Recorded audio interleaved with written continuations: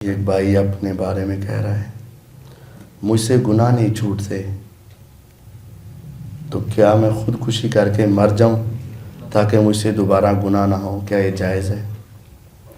اگر کوئی شخص جان لیوا چیز کھا کر نماز شروع کر دے تو کیا وہ جنت میں جائے گا؟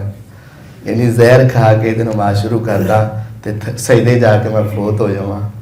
کیا یہ بڑی پریشان کن سن ہے۔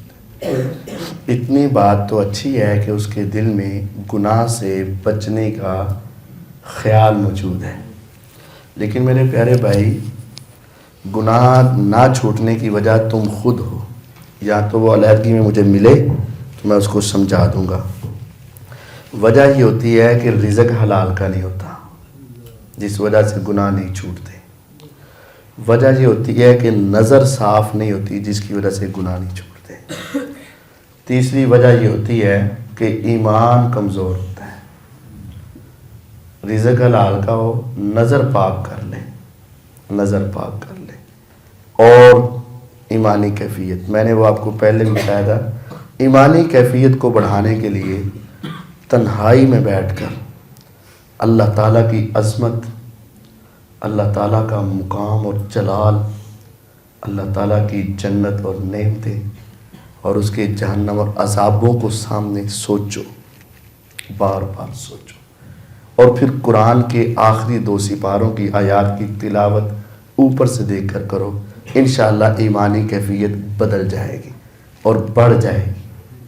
اور پھر آپ اپنا ایک ساتھی اور دوست بناؤ جس کے ساتھ جو تمہاری تربیت کرے، تمہیں سمجھائے، ایک ایک بات پر تمہیں روکے ٹوکے اور وہ تمہاری تربیت کرے، انشاءاللہ گناہ چھوٹ جائیں گے۔ خودکشی کر کے مرنا یہ حرام ہے۔ جو شخص خودکشی کر کے مرے گا وہ قیامت تک خودکشی کرتا رہے گا اور جہنم میں اس کو یہی سزا ملے گی۔ ایسا کرنا جائز نہیں ہے، ایسا کرنا حرام ہے۔ ہاں، اپنے آپ کو بدلے، اور کوئی ناممکن نہیں ہے۔ تم تو مسلمانوں کے گھروں میں پیدا ہوئے اور تمہاری زندگیاں ٹھیک ہے گناہ ہوئے ہوں گے لیکن کتنے ہوں گے؟ اس وقت دیکھو جو مسلمان ہو رہے تھے، 40 سال کا مسلمان، 50 سال کی عمر میں مسلمان، 60-70 سال کی عمر میں مسلمان ہو، اور پچھلی ساری زندگی ان کے بارے میں سن کر کانپ جائیں کیا کیا گناہ کیے تھے، لیکن جب مسلمان ہوئے سارے بدل گئے، وہ دل سے مسلمان ہوئے اور خود اپنے آپ کو بدلنا چاہتے تھے۔ اس وجہ سے یہ کوئی ناممکن بات نہیں ہے، علیحدگی میں مل لیں یا یہ ان باتوں پر عمل کریں، انشاءاللہ اللہ تعالیٰ آپ کو گناہ سے بچائے گا۔